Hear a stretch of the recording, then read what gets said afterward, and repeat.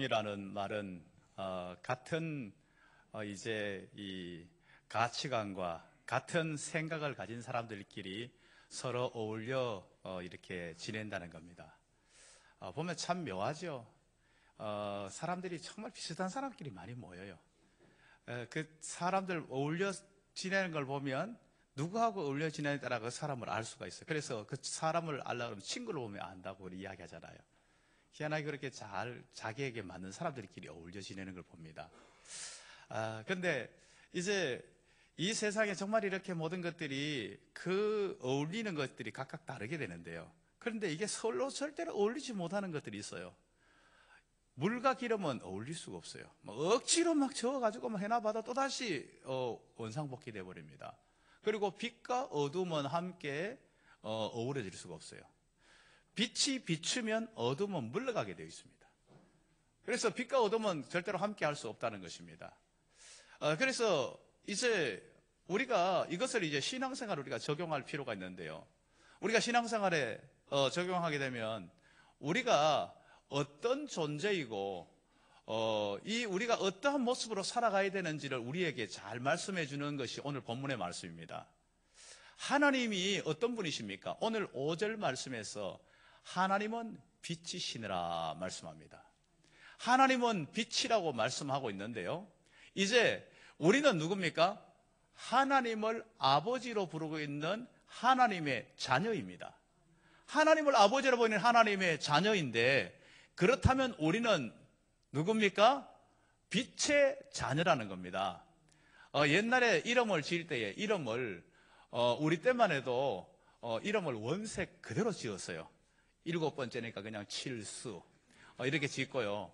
그리고 빛의 아들이니까 광남이, 그 다음에 세상의 빛이니까 쇠광이, 이렇게 이름을 지어버렸어요. 그래요. 광남이 빛의 아들이에요. 빛의 아들. 우리는 빛의 자녀들이에요. 우리는 세상의 빛입니다. 세광입니다. 세광이. 옆에 한번 불러보세요. 세광아 하고 불러보세요. 우리 세광이고 광남이고 광녀입니다. 광녀. 우리 모두는 다 빛의 자녀들이고 세상의 빛의 존재라는 겁니다.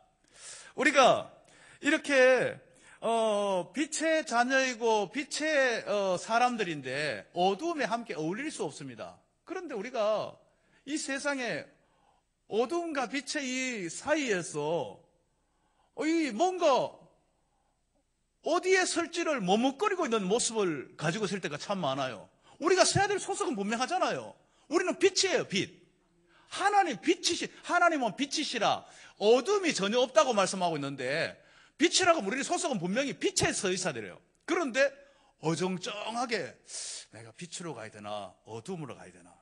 그래서 필요에 따라 어떨 때는 빛으로 있다가 또 이 어둠에 조금 유익될 것 같으면 어둠에도 살짝 발을 담갔다가 아닌 것 같다가 또 빼기도 하고, 이러면 안 된다는 거예요. 그래서 찬송가 이런 가사 있잖아요. 빛과 어둠 사이에서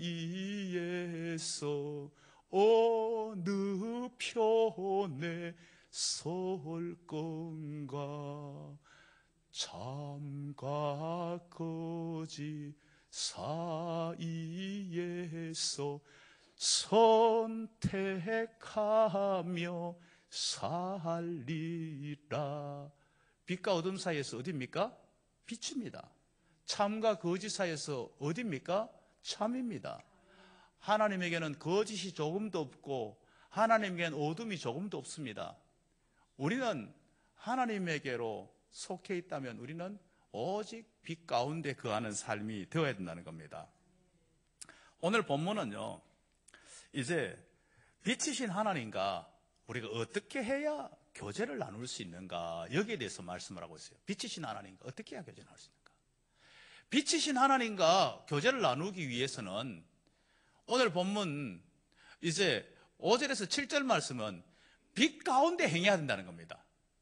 빛 가운데 행해야 빛이신 하나님과 교제를 나눌 수 있지, 나는 하나님과 교제 나누고 싶습니다 하면서 어두움 가운데 가면 절대로 교제를 나눌 수 없다는 겁니다.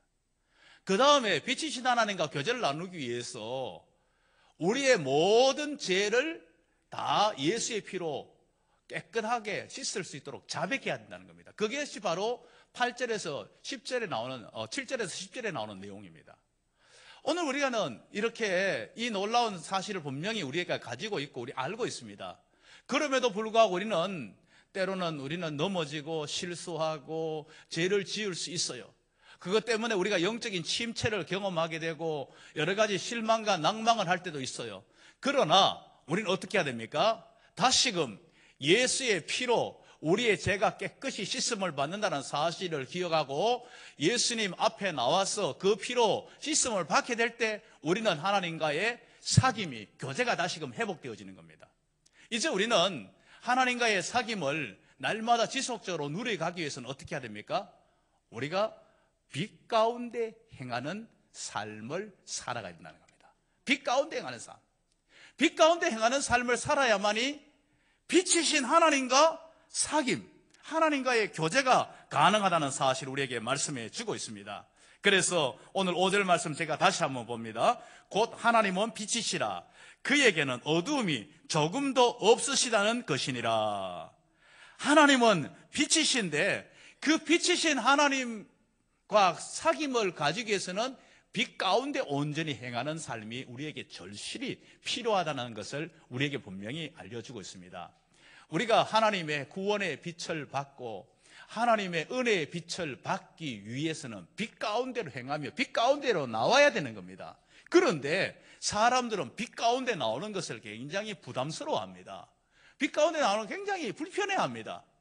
그래서 빛 가운데 나오기를 꺼려합니다. 마치 두더지가 이 밖으로 나오는 것을 두려워하고 무서워하듯이 말입니다. 여러분 두더지 알죠? 두더지가 쥐와 비슷하게 생겼는데 이 두더지는 이 땅 속으로만 돌아다녀요.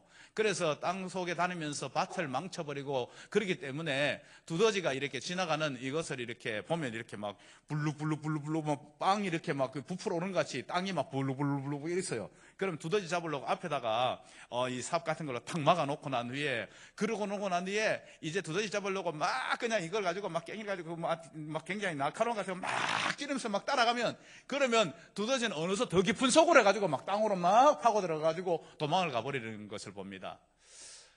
그래요. 우리가 그럴 때가 있어요. 빛 가운데로 나와야 우리가 구원의 빛, 은혜의 빛을 우리가 맛보면서 회복할 수가 있는데 우리가 빛 가운데 나오지 않고 오히려 저 어두운 가운데로 더 빠져드는 그러한 모습을 가지고 있음으로 말미암아 하나님의 구원의 빛, 은혜의 빛을 누리지 못하는 안타까운 모습을 보게 되는 겁니다. 우리가 부담스럽더라도요. 우리가 빛 가운데 나와야 돼요. 사실 오늘 여러분들이 아침에 일어날 때에 먼저 일어난 사람들이 이 전원 스위치를 탁 켜는 순간에 왜 불을 켜고 해야 되냐? 눈부시게 뭐 이랬을 거예요. 불편해요. 어두운 가운데다가 빛을 딱 비치면 불편해요. 그렇다고 여러분 불을 안 켜고 그냥 어두운 가운데 계속 있으면 안 된다는 거예요. 우리가 불편하더라도 그 어둠에서 빛으로 일어나야 되는 겁니다. 나와야 되는 겁니다. 그래서 여러분 눈을 딱 감고 그 어둠에서 정말 이렇게 있는 것이 아니라 빛으로 일어나는 그러한 삶을 살아가야 된다는 겁니다. 우리가 빛으로 나오는 데는 굉장히 불편함이 많이 초래됩니다. 빛으로 나오려고 그러면요 막 굉장히 부담스러워요. 어두운 가운데 있던 것들이 빛으로 나오는 순간 굉장히 부담스러워요. 그리고 빛으로 나오면 어둠의 일이 드러나기 때문에 창피해요. 어둠의 일을 하던 사람들이 이제 드러나가지고 막 이렇게 이 카메라 막 끄게 막 그 방송국에 막 틀어지고 하면 사람들 막 모자를 쓰고 막 굉장히 막 창피해서 막 가리고 있잖아요. 그와 마찬가지로 어둠에까지 드러날까 싶어 창피해요. 그래서 안 드러내는 거예요. 그리고 때로는 내가 어둠에 있으면서 뭔가 유익을 누린 것들이 있었어요. 그 유익을 못 누리게 되니까 손해가 되니까 어둠에서 안 벗어나고 싶은 거예요. 우리는 이 어둠을 다 털고 벗어나야만이 하나님이 우리에게 주시고자 하는 그 구원의 은혜를, 구원의 기쁨을, 그 놀라운 것들을 우리는 누리게 된다는 것을 기억하시길 바랍니다. 그렇지 않고 계속 어둠 속에 있으면 그 어둠 속에서 영원한 죽음과 멸망 가운데 빠져든다는 사실을 잊지 말아야 된다는 겁니다. 이 캐나다에 케이프 브리튼이라는 섬이 있습니다. 그 섬은 휴양지로 지금은 유명한 섬이에요. 캐나다에서는 가장 해안도로가 가장 아름답게 펼쳐져 있는 그런 것으로 유명하고 휴양지로 있는데, 사실 이 섬은 옛날에는 휴양지가 아니고 이곳은 탄광섬이었습니다. 석탄이 이곳에서 나왔는데요. 이 석탄이 어느 정도로 이렇게 많이 나왔는가 하면요, 이 바다 섬 밑에뿐만 아니라 바다 밑에까지 그 석탄이 있어가지고 수십 킬로까지 가가지고 석탄을 이렇게 채굴해가지고 나왔습니다. 그럴 때에 그 옛날에 석탄을 어떻게 채굴한 거 어떻게 싣고 나왔는가 하면요, 말들을 그 안으로 집어넣어가지고 말들을 이제 이 통해가지고 석탄을 싣고 나왔어요. 싣고 나오는데 이 말들이 그 어두운 동굴에 있다가 계속 있다가 밖으로 그대로 나와버리면 눈이 멀어버리니까 아예 그냥 한번 그거 끌고 들어간 말은 그 속에서 죽을 때까지 그 말은 계속 그 속에서 쓰는 거예요. 죽을 때까지 동굴 안에서만 그냥 어둠 속에서 그냥 그 속에서만 있는 거예요. 예. 예, 저한테 말씀하신 거 아니죠? 예. 어두운 가운데 계속 그냥 있는 거예요. 마찬가지로 우리가 이제 만약에 빛 가운데 나오지 않고 그대로 머물러 있으면 그 속에서 계속해서 머물러서 멸망해버리고 마는 겁니다. 우리는 빛 가운데로 나와야 되는 거예요. 빛 가운데로 벗어나야만이 우리가 승리할 수 있다는 사실을 우리는 잊지 마시기를 바랍니다. 우리가 빛 가운데로 나와야만이 우리가 모든 것들을 벗어버리고 이제 빛의 놀라우신 은혜를 날마다 누리게 된다는 사실을 잊지 마시기를 바랍니다. 우리가 예수 믿는 우리가 예수의 피로 우리가 이제는 씻음을 받고 빛 가운데 살아갈 수 있는 존재가 되었어요. 이 빛 가운데 살아갈 수 있는 이런 존재가 되었는데, 그런데 우리가 그렇다고 해가지고 빛 가운데 살아가는 이 존재로서 예수의 피로 제사함을 받았다고 해가지고 내가 마음대로 살아도 된다는 거 아니에요. 그거는 방임이에요. 구원파들은 그렇게 해요. 구원파들은 내가 이제 예수의 피로 구원받았으니까 내 마음대로 살아도 나는 상관없다, 구원받는 지장 없다. 그건 큰 착각이에요. 그렇지 않아요. 절대로 그렇지 않아요. 제가 대학 다닐 때에 이 선배가 있었어요. 그 과는 달랐는데 한 3년 선배였는데, 그 선배가 뭐 이단들하고도 굉장히 많이 맞서기도 하고 굉장히 열심히 했는데 어느 순간부터 갑자기 이 선배가 기도학생 모임에 보이지 않아요. 그리고 어느 순간부터 이상하게 변해버렸어요. 자취방이 저하고 가까이 있었기 때문에 너무 잘 알고 있어요. 그리고 형 왜 그러셔요? 요즘 좀 이상해졌어요. 그러니까 아니야, 내 좋은 거는 하고 있어. 나 간섭하지 마 그러더라고. 나중에 봤더니 구원파 2단에 들어갔어요. 그래서 내가 형 큰일 납니다. 지금 크게 잘못되고 착각하고 있는 거예요. 그러면 안 돼요. 그거 지금 현재 그렇게 살면 안 돼요. 내가 막 그냥 이야기해서 그런데 들으려 하지 않았어요. 자신은 이제 예수의 피로 구원받았으니까 내가 마음대로 아무렇게 살아도 나는 구원받는 데 지장 없다 하면서 그러면서 막 못된 짓 다 하고 돌아다니는 거예요. 막 술 먹고 난 완전히 이 삶이 엉망으로 망가지는 거예요. 그리고 그 자취방에 이 여자 저 여자 막 데려와가지고 너무 난잡하게 내가 옆에서 못 봐줄 정도로 그렇게 정말 희한하게 사는 거예요. 그리고 아예 들으려고 하지 않고 그게 한 6개월 정도 지나갔어요. 6개월 정도 지나간 후에 어느 날 술이 막 넘쳐가지고 제 자취방에 와가지고 엉엉 울듯이 이야기하는 거예요. 내가 인생이 왜 이렇게 망가졌냐, 왜 이렇게 돼버리냐, 나는 완전 쓰레기같이 돼버렸다고 막 한탄하는 거예요. 내가 속았어. 질수야, 내가 구원파에 속았어. 나는 굉장히 자유롭고 그런 줄 알았더니 내가 완전히 지옥의 삶을 살았어. 그러면서 하더라고. 그래 형 맞아요. 그 속은 거 맞는데 지금부터는 그래 정신 차렸으니까 다행이네요. 그래요. 우리 예수님의 피로 우리가 제사함을 받다면 우린 어둠에 사는 삶이 아니로 우리는 빛 가운데 살아가라는 거예요. 어둠 속에서 살아가는 그 생활은 청산하라는 것이지 그 속에서 머물러 있으면 안 돼요. 그러게 말이다 하면서 그러더라고요. 우리는 빛 가운데 행하는 삶을 살아야 된다는 겁니다. 우리가 빛 가운데 행하는 이 삶을 우리가 살아간다는 것이 구체적으로 무엇입니까? 빛 가운데 살아가는 것이 막연하지 않아요.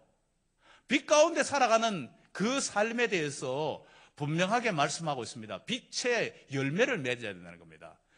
빛의 열매는 어떤 것입니까? 이 빛의 열매에 대해서 에베소서 5장 9절은 빛의 열매는 모든 착함과 의로움과 진실함에 있느니라. 빛 가운데 살아가는 사람, 빛 가운데 행하는 사람은요, 빛의 열매를 맺는데 착함과 의로움과 진실함이라는 겁니다. 또한 빛 가운데 살아가는 사람들의 맺을 수 있는 열매는 무엇입니까? 성령의 9가지 열매를 맺어야 됩니다. 사랑과 희락과 화평과 오래 참음과 자비와 양선과 충성과 온유와 절제, 이 열매를 맺어야 되는 겁니다. 이게 바로 빛 가운데 행하는 사람들의 삶이라는 겁니다.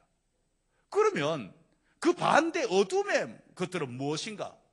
어둠의 것이 뭔가에 대해서 성경은 착각하고 헷갈릴까 싶어가지고 분명히 구체적으로 제시합니다.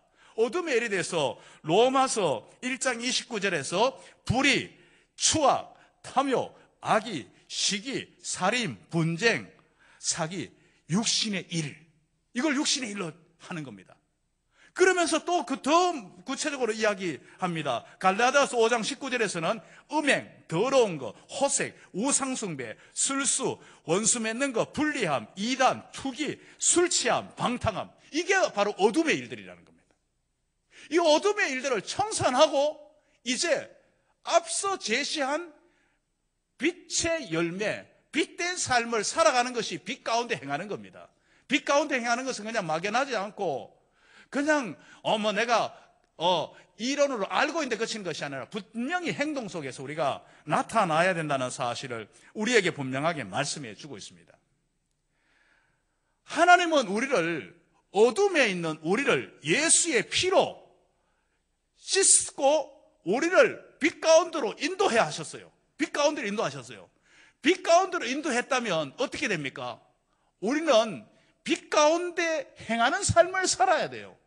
그냥 우리는 어두움의 일들을 내가 청산하고 나는 깨끗해졌다고 가만히 있으면 되잖아요. 가만히 있으면 어떻게 되는지 알아요? 우리가 시골에 밭에다가 가만히 내버려두면 밭이 가만히 있지가 않아요. 밭에는 잡초가 무성히 들어가 버립니다. 우리의 마음이 나는 이제 죄를 회개하고 이제는 나는 청산했다 하면서 그냥 가만히 놔두면 우리의 죄성이 어느 순간에 죄악의 잡초들로 무성하게 우리의 마음의 밭을 채워버리고 만다는 겁니다. 어떻게 해야 됩니까? 구체적으로 우리는 여기에 대해서 빛의 열매를, 빛의 씨앗을 심어서 빛의 열매를 맺도록 해야 되는 겁니다. 옆에 10대 교회하고 그 대원갈비 그 사이에 그 기퉁이 이렇게 있는데 거기에다가 사람들이 막 쓰레기를 엄청 투기했어요. 그래서 지나가면서 저 사람들 왜 저렇게 쓰레기 투기하냐? 그래가지고 막 다 갖다 버려놓으면 이제 그 10대에 나와가지고 다 정리해가 버려놓으면 또 그 다음 또 갖다 버리고 그랬어요.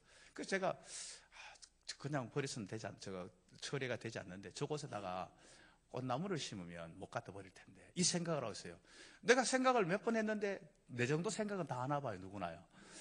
그래서 그것에다가 오늘날 보니까 꽃나무를 딱 심어놨더라고요. 꽃을 이렇게 심어놨더라고요. 지금은 뭐 이제 겨울이라 가지고 나무가 없는데 그 꽃나무를 심어놨어요. 꽃나무를 딱 심어놓으니까 사람들이 거기다 못 버리는 거예요. 버리려고 싶어도 그거 못 버리는 거예요.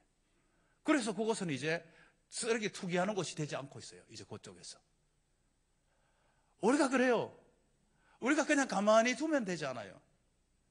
빛의 씨앗을 심고 빛의 열매를 맺어야만이 우리의 삶이 정말 하나님이 원하시는 그냥 빛 가운데 행하는 삶이 된다는 사실을 우리는 잊지 말아야 한다는 겁니다. 우리가 이제 그러한 정말 삶을 우리가 지속적으로 우리가 살아가야 되는데 우리가 그러한 삶을 살아가지 못하는 그러한 원인 중에 또 하나가 뭔가 하면요. 우리가 자꾸만 우리의 죄를 인정하지 않으려 한다는 겁니다. 우리가 죄를 인정하지 않으려고 하면서 죄를 자꾸만 덮으려 함으로 말미암아서 진리가 우리 속에 있지 않아요. 그리고 스스로를 속여요. 오늘 본문에서 하나님을 거짓말하는 자로 여겨버려요. 만들어버려요. 우리는 죄인인데 내가 죄가 없다고 자꾸 속이는 거예요. 하나님은 죄인이라고 하는데 내가 왜 죄인이 하면서 하나님의 말씀이 거짓되게 만들듯이 그렇게 스스로 만들어가고 있다는 겁니다. 우리는 누가 뭐래도 우리 자신은 원래 죄인이었습니다. 죄가 우리 가운데 있었던 존재라는 것을, 죄가 우리를 지배했다는 사실을 우리는 분명히 인정해야 됩니다. 그러면 우리 죄 문제를 위해서 하나님께서 독생자 예수 그리스도를 우리 가운데 보내주셨고 예수의 피가 우리의 모든 죄를 깨끗하게 해주셨습니다. 그렇기 때문에 우리는 이 죄를 자백하는 길만이 우리가 사는 길이고, 자백하는 길만이 용서받는 길이고, 자백하는 길만이 우리가 구원받는 길이라는 사실을 우리에게 분명히 말씀해 주고 있다는 겁니다. 우리의 죄는 놀랍게 처리되었습니다. 그저 그냥 되어진 게 아니라 예수의 피가 우리의 모든 죄를 깨끗하게 해주셨다는 사실을 오늘 우리에게 분명하게 말씀해 주고 있습니다. 예수의 피가 우리의 모든 죄를 깨끗하게 해주셨는데, 그런데 우리는 이 사죄에 대한 확신을 가지지 못하고 살아갈 때가 참 많아요. 저도 사실 그랬었어요. 예전에 청소년 시절에 정말 하나님 앞에 간절히 부르짖고 기도하고 있는데, 그러고 난 후에 어느 순간에, 그 순간에 굉장히 기쁘고 놀랍고 감격이 넘쳤는데, 얼마 가지 않아가지고 다시금 내 속에서 어떠한 것이 들어오는가 하면요, 야, 네가 그렇게 했는 것이 한순간에 그냥 그렇게 고백했다고 그게 해결되겠냐? 해결 안 돼서. 그러면서 제 마음을 무겁게 짓눌렀습니다. 그러면서 제가 굉장히 힘든 시간들을 보냈어요.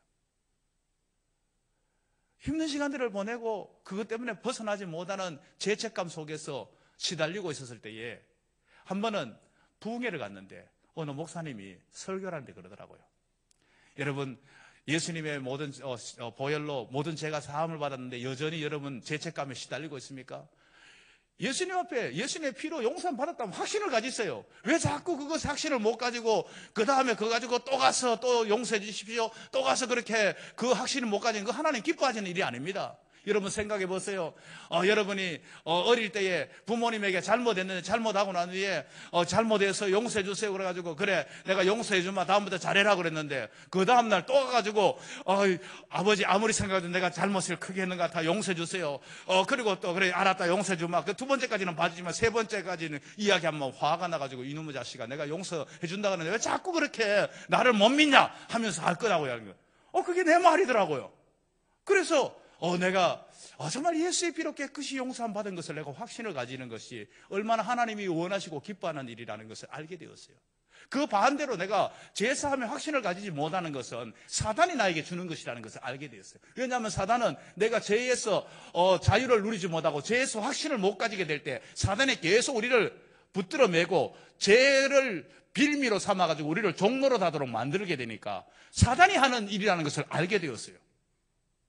여러분, 이 부분을 확실하게 벗어나야 되는 겁니다.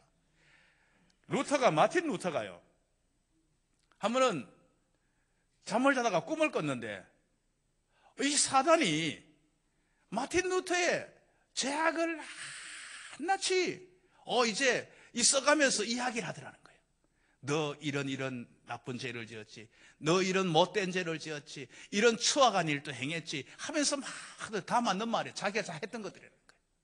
그러면서 뭐를 정의를 외치고 종교개혁을 외치고 무슨 일을 하겠다는 거야. 네가 그렇게 죄인이면서 죄인이 무슨 일을 하겠다는 거야. 막 그런데 꿈속이지만 막 낙심이 되고 막 짓눌려들어요. 너무나 막 심하게 짓눌려들어요. 꿈속에도 짓눌리는 거는 마찬가지인 것 같아요. 저는 사실 어제 꿈속에서 막 설교를 막 했어요. 설교에 대한 부담감 때문인 것 같아요. 막 애들 앞에, 어른한테 행동하고 막 애들 앞에서 막 설교를 막 하고 있더라고요. 그래서 내가 아침에 깨고는 내가 설교의 부담감을 열 느끼고 있구나. 루터가 그 막 부담감을 막 느끼면서 막 괴로워한 거예요. 그래, 내가 뭘 할 수 있다고, 나는 아무것도 할 수 없어, 너무나 나는 죄인이야 하면서 막 짓눌려 있는 이 가운데 있을 때 갑자기 오늘 요한일서 1장 7절 말씀이 확 떠오르더래요. 바로 요한일서 1장 7절 말씀, 이 말씀이잖아요. 그 아들 예수의 피가 우리를 모든 죄에서 깨끗하게 하실 것이요. 할렐루야. 그 아들 예수의 피가 우리를 모든 죄에서 깨끗하게 하실 것이란, 이것이 그 말씀이 확 떠오르면서 이 말씀을 고백하는 순간에 사단이 온데간데 흔적 없이 사라지더라는 거예요. 그리고 난 후에 이제 루터는 그 다음날 이제 일어나서 자신의 일기 속에다가 내가 요한일서 1장 7절에 이 말씀을 붙들고 이 말씀을 확신 가운데 세움으로 말미암아 더 이상 사탄이 나에게 죄책감을 불어넣지 못하도록 정죄하지 못하게 만들었다. 이렇게 고백하고 있습니다. 그렇습니다. 우리가 이제 예수의 피로 이 모든 죄의 문제가 해결되었습니다. 그저 되어진 거 아닙니다. 예수의 피로 우리의 죄 문제가 해결된 겁니다. 어마어마한 대가를 지불한 거예요. 그럼에도 불구하고 우리가 다시금 죄 가운데 행한다면 예수의 피의 대가를 너무 가치 없게 만들어버리는 거예요. 너무 시시하게 만들어버리는 겁니다. 옛날 시골에 엿장수가 오면요, 엿장수가 이 돈으로 엿을 사 먹는 경우는 거의 없어서, 시골이면 돈이 있나요? 돈이 없으니까 엿장수면 돈으로 안 사 먹고 이렇게 쇠부치 같은 거 주운 거 이런 거 갖다 주면 그 맞춰가지고 엿장수 마음대로, 엿장수 마음대로라는 말이 그 말이에요. 자기 마음대로 가치를 측정해버려. 그래가지고 자기 마음대로 엿을 줘버려요.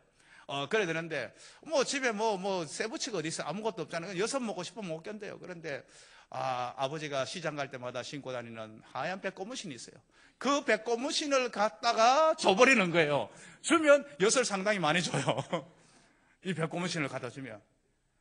이 가치를 모르면요, 우선 눈에 보이는 엿을 먼저 보면 그 백고무신의 가치를 모르는 거예요. 사실은 백고무신은 그 엿 한 판 다 줄 수 있는 정도인데, 그런데 그거 몇 개 주는 거 가지고 막 빨아먹고 좋아가지고 그리고 나중에 결국 두드려 맞을 건데. 여러분, 우리가 쉽게 그래가지고 엿 깎아먹었다 그러잖아. 엿 깎아먹었다. 가치 모르면 아무거나 가다가 엿 깎아먹어버리는 거예요. 예수의 보혈의 가치 모르면 별거 아닌 데다가 정말 시시하게 타협해버리고 양보해버리고 포기해버리고 죄 짓는 자리에 가버리는 겁니다. 예수의 보혈의 가치를 모르기 때문에 그런 거예요. 우리는 그렇기 때문에 피 흘리기까지 싸워야 됩니다. 죄와 싸워야 됩니다. 그래야만이 우리가 승리한 그리스도인으로 살게 된다는 사실을 잊지 말아야 한다는 겁니다. 우리는 이제 죄 가운데 이제 벗어버리는 그러한 삶을 우리가 날마다 살아가야 됩니다. 죄와 짝짓는 모습을 이제 벗어버려야 한다는 사실을 우리는 잊지 말아야 한다는 겁니다. 우리가 죄를 자백하면 그는 미쁘시고 의로우사 우리를 모든 죄에서, 모든 불의에서 깨끗하게 하실 것이요. 모든 불의에서 깨끗하게 하시는 그 주님 앞으로 나아가서 우리는 이제 더 이상 죄 가운데 머무르지 않아야 된다는 겁니다. 우리는 더 이상 죄를 은폐하라고 숨기려 가지 말아야 됩니다. 예수님의 보혈로 나가는 것이 가장 중요한 겁니다. 가장 중요한 겁니다. 이거보다 더 중요한 게 없어요. 죄를 숨기는 것은요, 내가 중병을 가지고 있는데 그 중병을 숨기는 것과 똑같아요. 치료 방법이 있는데도 불구하고 숨기는 것과 똑같다니까요.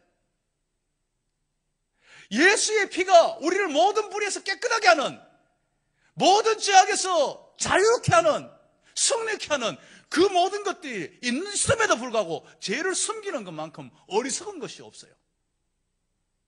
죄를 자백하지 않고 죄를 인정하지 않는 만큼 어리석은 것이 없다는 것을 알아야 된다는 겁니다. 여러분, 은폐하고 숨기는 것이 별거 있는 줄 알아요? 우리가 살아가면서 어떠한 제약된 일들을 행하면서도, 그러면서도 아이고 요즘 이렇게 안 사는 사람이 다 그렇게 사는데 뭘 내가 유독 그렇게 민감하게 반응할 필요가 있어? 이게 바로 죄를 은폐하는 거예요. 죄를 인정하지 않는 거예요. 다 그렇게 사는데 그러면 다 죽으면 나도 죽어야 되는 겁니까? 우리는 그렇게 따라가서는 되지 않는 겁니다. 우리가 하나님이 죄라고 이야기하는 거는 우리는 죄로 인정하면서 끊어버려야 된다는 겁니다. 하나님이 원치 않는 일은 철저하게 청산해버려야 된다는 겁니다. 요즘 이렇게 하향 평준화를 시키는 그러한 신앙생활하는 모습들이 우리 교회는 없는데 다른 교회 안에 좀 있다고 이야기를 들어요. 여러분 옆에서 이렇게 신앙생활하는데 적당하게 타협하면서 적당하게 신앙생활하는 거, 이거를 보면서 다른 사람들 다 그러네, 다른 집사님들도 다른 그런 사람들 다 그렇게 사네. 나도 뭐 이렇게 살면 되겠네. 이거는 아니에요. 우리는 기준을 사람에게 두면 안 돼요. 우리를 구원하신 하나님이 우리의 기준이 되어야 됩니다. 하나님이 원하시는 삶을 우리가 온전히 살아가야 된다는 겁니다. 이제 우리는 이제 빛 대신 정말 하나님과 교제를 나누기 위해서 우리가 어떻게 해야 됩니까? 빛 대신 하나님과 사귐을 위해서 우리는 이제 어두움에서 벗어나서 빛 가운데 행하는 삶을 살아가야 됩니다.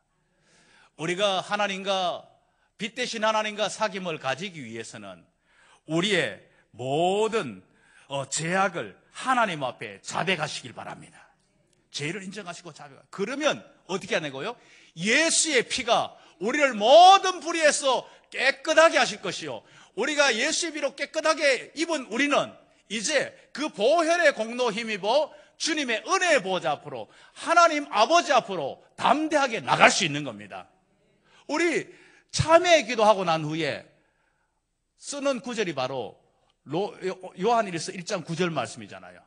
요한일서 1장 9절 말씀을 쓰잖아요. 그래요.